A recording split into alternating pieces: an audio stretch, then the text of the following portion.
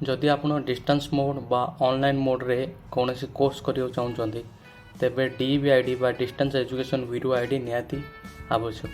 तेणु चलतु आज ये वीडियो माध्यम केमिति आपण DBID क्रिएट करेंगे कंप्लीट प्रोसेस देखने मन रखु।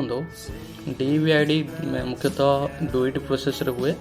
प्रथम प्रोसेस हूँ आपण को डिजी लकर आप रे आपण आईडी क्रिएट करिया पड़ो एवं आईडी क्रिएट कला परे ABC आईडी बा अपर आईडी प्रथम क्रिएट करिया पड़ो। तापर आपण DBID क्रिएट कर पारे। तेज चलतु कंप्लीट प्रोसेस देखी ना ये वीडियो माध्यम। प्रथम आपण मोबाइल किंबा पीसी रे क्रोम ब्राउजर ओपन करंतु एवं क्रोम ब्राउजर रे डिजिलॉकर सर्च करंतु। ये आपण लिंक ओपन हम।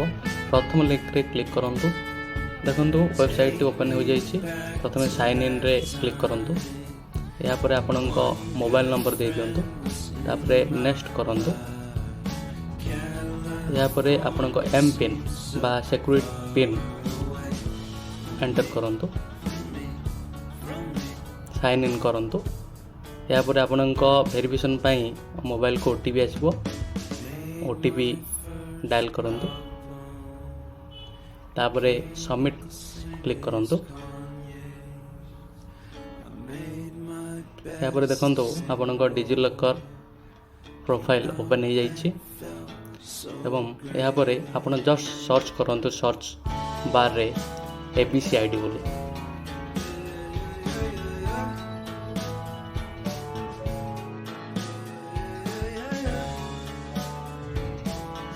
लिंक आसी जाइए। ए लिंक रे क्लिक करंतु। तापर आपण देखंतु आपण ना आपण date of birth gender mobile number details automatic आसी जीवो। एवं या पर आपण आइडेंटिटी वैल्यू एंट्री करेंगे। तापर identity type new admission click करेंगे। तापर एडमिशन ईयर रे आपण रिसेंट ईयर मेंशन करेंगे 2025। तापर देखंतु I am a student at देखिए आपण जो यूनिवर्सिटी रे स्टडी करिया चाहउछन्ती से यूनिवर्सिटी को मेंशन करेंगे। तापर आपण गेट डॉक्यूमेंट रे क्लिक करंतु। देखंतु वर्तमान आपण अपर आईडी क्रिएट हो जाइए। देखंतु एई भली आपण अपर आईडी क्रिएट हो जिवो। तापर आपण याको निज सिस्टम बा पीसी बा मोबाइल रे सेव करि परिबे बा से नंबर को आपण नोट करी रखि दियंतु जहाँ आपण DBID प्रिपेयर समय रे काम रे आसो। या परे आपण DBID प्रिपेयर पाई बा क्रिएट पाई प्रथमे क्रोम ब्राउजर को जातु। एठी db.ugc.ac.in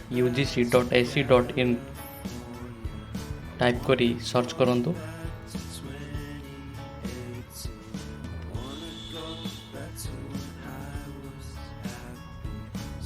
देखंतु आपणक distance education video website open हो जाइए। वर्तमान गेट DBID रे क्लिक करंतु। या परे आपण ABC आईडी जहाँ आपण पूर्वर अपर आईडी बा ABC आईडी प्रिपेयर करछन्ती बा क्रिएट करछन्ती ताकू एटी एंट्री करंतु।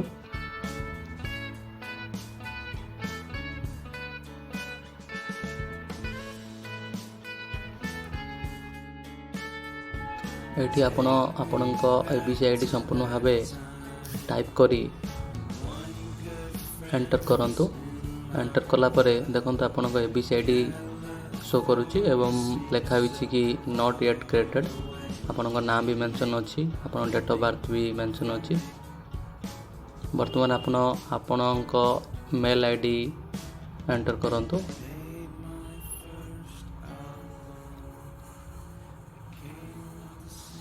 तापर आपणक मोबाइल नंबर एंटर करंतु।